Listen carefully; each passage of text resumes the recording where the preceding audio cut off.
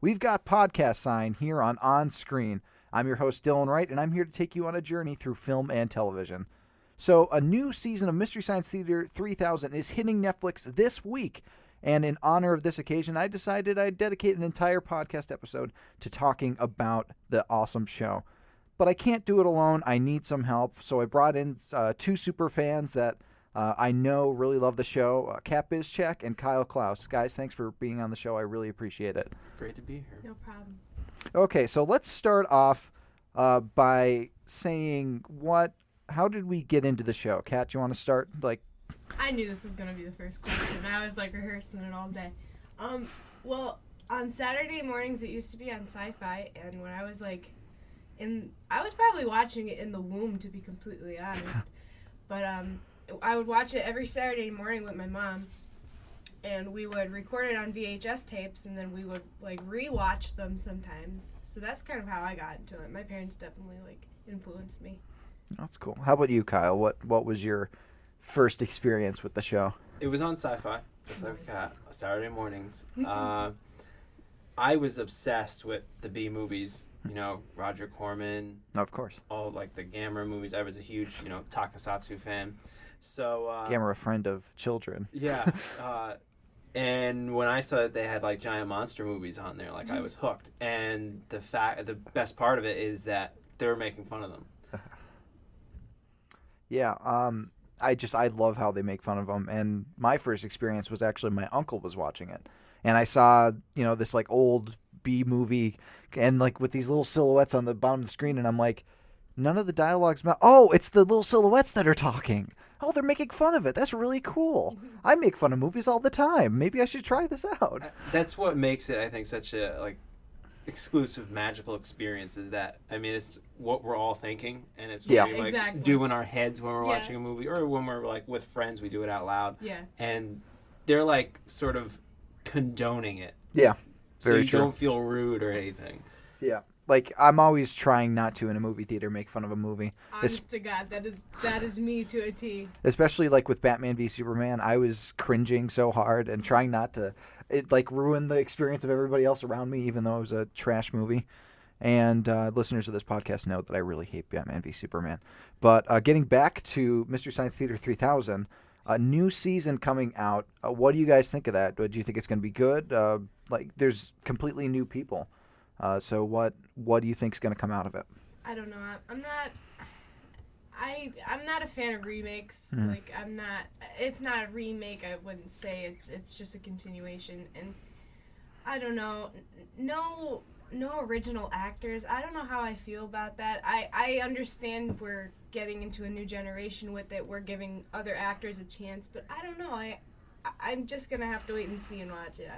I don't know what I feel about it yet. Mm-hmm. How about you, Kyle? What do you think? I feel the same exact way. I also felt the same way about riff tracks, but that grew on me. Oh, they're great with that. Yeah. But we'll have to see. Yeah. But Yeah, Riff Tracks at least was the original people. Yeah. though. Yeah, it had That's true. Mike Nelson, Technically, yeah. Kevin Murphy. Yeah, I'm excited for it because the people involved are really talented. You have Jonah Ray as the new kind of experimenting, and he's hilarious. I love him on the Nerdist podcast and everything like that. Plus Felicia Day and Patton Oswalt as the new Mads. That's going to be great. That's And a I'm glad recipe they're for. bringing back the mad scientist. Oh, yeah, So we got that's- into Pearl. Yeah, we went Bobo off and- on a. Yeah, I'm glad they're weird going back tangent. to mad scientists. Yeah. That's kind of a cool twist they're going with. And I think they really, with the Pearl stuff, they really kind of were forced into that by Sci-Fi. Yeah. Because they only could do science fiction movies, and they were kind of just shoehorned into that. But I agree. I think the mad scientists doing the experiment, that's the formula that works. Yeah. When you saw Joel or Mike getting tortured by Dr. Forrester or TV's Frank, it's hilarious. The real question, and this is the most important thing I know, Crow or Tom Servo? Tom Servo. I have to agree with Tom Servo. Kat? I like them both equally. Oh, come on, that's a cop out. I know that is. I think there's this sort of marriage between them. It's like Yeah. Abbott and Costello. Yeah, there You is can't have one without the other. there's definitely a formula that give and take with them. I just like the design of Tom Servo a little The better. design It's and a gumball machine. Yeah. Like, you can't, like, come on, that's awesome. he also just has all the quips. I think he's always Yeah. got the best lines. That's That is true. And That he is very sings, true. So Yeah, and I love that there's like multiple, like levels. For instance, like Trace Beaulieu was Dr. Forrester, but then he was also Crow T Robot. Yeah. Like I love that it's such a low budget production. yeah, I was just gonna say I'm sure that was all for budgetary reasons. Yeah, and And the set, too. Yeah. When you look in the set, it was all, like, things from junkyards, wasn't it? Like, Yeah. created from Yeah. this junk. and I love that it's basically parodying almost the movies that they're making fun of. Yeah. Like they have this like B movie feel themselves. And I remember I showed my girlfriend the intro to the show, and she's like, "What am I watching? I don't understand what this is."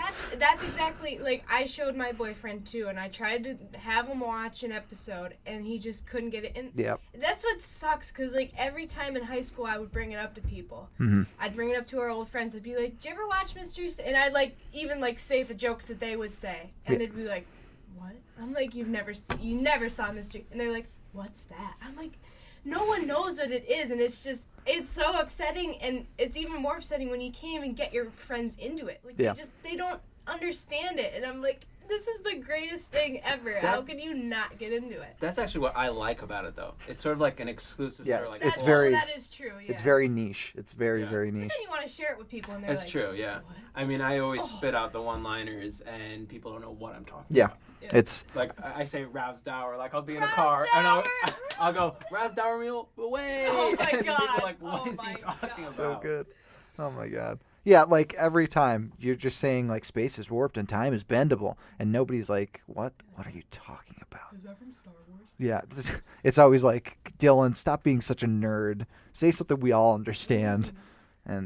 But like Mystery Science Theater, the fun is that it's almost like an inside joke. You know, it's something you're all in on. You know, you get to kind of have a secret code almost with people. Right. And with that said, I mean, it is sort of like you said, a niche audience. Yeah. But they have a large sort of like crowd following. Oh yeah, I it's mean, huge. When they did the live shows, those were sold out shows sometimes. Yeah. And I mean, even their Kickstarter campaign to get this new season, it went above and beyond what they expected it to be. And that's really awesome that fans can kind of come together and support a show in that way. And I think that's why crowdfunding often really works if the fan base is dedicated enough. And it definitely is for Mystery Science Theater. What's your favorite episode, Dylan? Oh. I was expecting you to ask this question. I was going to ask the question, actually. It switches. It switches constantly. It's currently Catalina Caper, because I just recently watched that. I love the creepy girl. Like that song from Tom Servo. It's amazing. It's so good. How about you, Cap?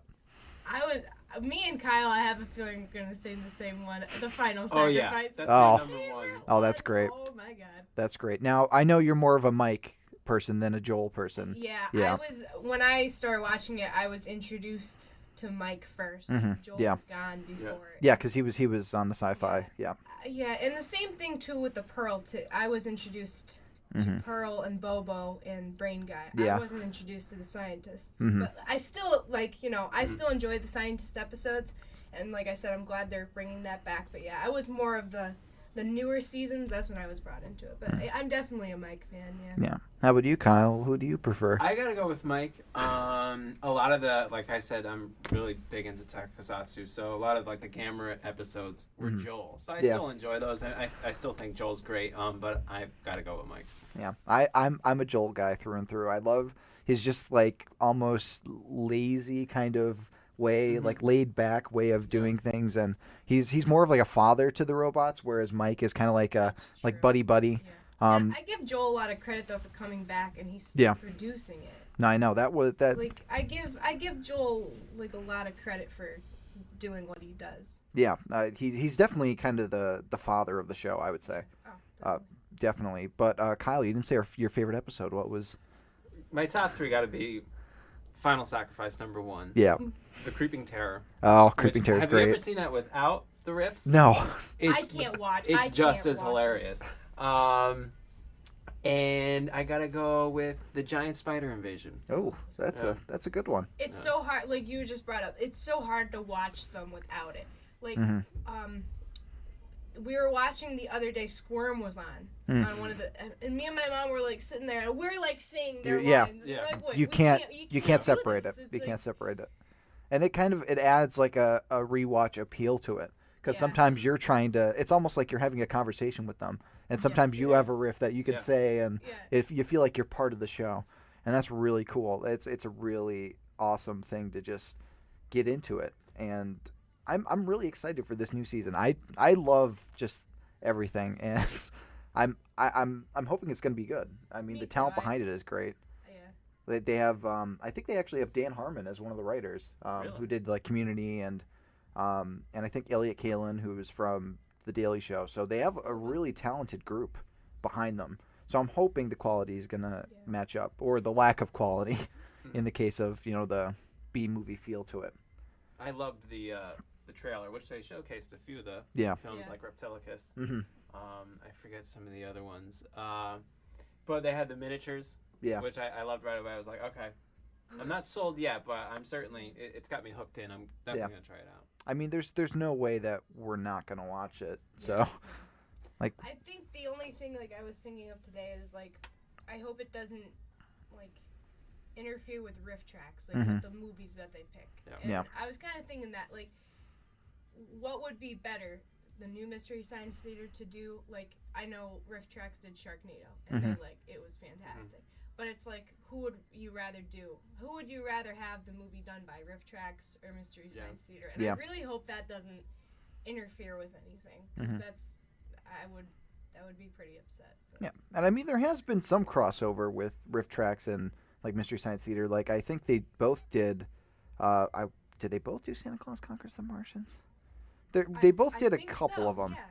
But I don't think that'll be a problem, which is good, because Riff Tracks is hilarious. I used to watch the free stuff, like that was on like Netflix and Hulu, because I can't afford the actual Riff Tracks. Same here, But they're hilarious, and of course it's some of the awesome minds behind Mystery Science Theater, so that's just great.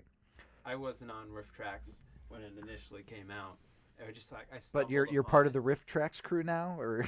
I really like it. I forget. I'm trying to think of the first episode of Riff Tracks. I just like stumbled upon it and I was like, those are the guys. Yeah. Yeah, that was how it was with me too. I really didn't understand what was going on at first. Like I saw, like I would search Mystery Science Theater Netflix and it would keep coming up Riff Tracks. I'm like, what is that? And then when I finally like realized, and then like our IMAX theater plays them live every month. Yeah. And it's like, what is this? And then it, like even they would promote it in the movie theaters and show, and they're like, oh, the guys from. I'm like, oh my god. I'm like, there's something. It's a game changer. Missing out on. I'm game like, changer. whoa.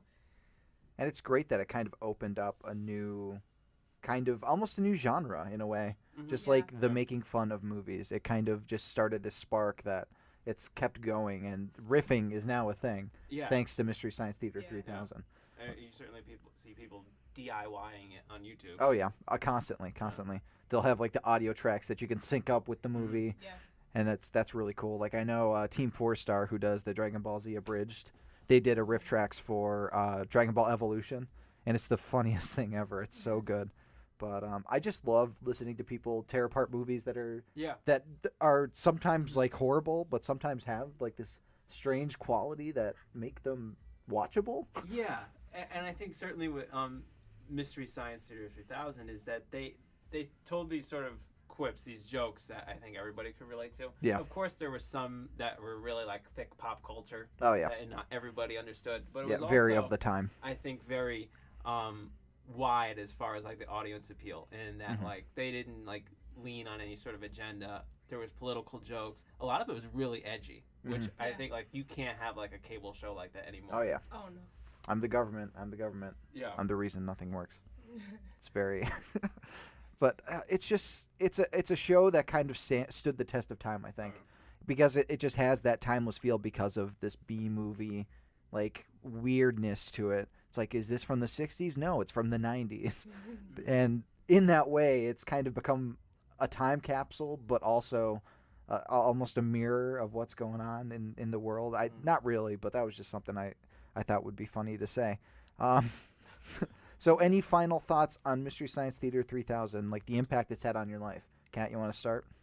Oh, it's had a big impact. Like every day I'll be like thinking about something. Or like this is actually funny that you bring this up. When they were doing the Women's March, like back in, when was that, January? Yeah. My mom she was watching it on TV, and I guess in the background they were like chanting like United, United, we'll never be defeated. And she like texted me, she goes, oh my god, it's like the nanites. And I was like, oh, so we had to like watch the episode where we're like, oh my god, like, so it always comes in my life. Like every day I'll find something and I'll be like, oh, that was Mystery Science Theater, there you go, like the little like bell goes off. Oh, yeah. But yeah, I'm so glad I know what it is, and like I like watched it. Oh, I love it. Yeah. Oh man. How about you, Kyle? I love it because like the impact that it has had on my life is that I mean, I love those movies, like I said, the B movies, and I'm like a collector, avid fan, everything from posters to books, everything about them. And to have that sort of like how they curate it, yeah, it's in a, like some people, you know, who are really into those films feel that's disrespectful. Yeah. But I think it's also sort of like a curation. I mean, there's so many, you know, young people like myself. Like I got into the show, I was probably around 10. And I mean, I wouldn't have been exposed to those, you know, without that. And then it's just like Kat said too, a lot of the lines just always come into my my life every day. Especially one of the ones that I always say is "Go Packers!" Whenever like I'm in a crowd or I see people running, "Go Packers!"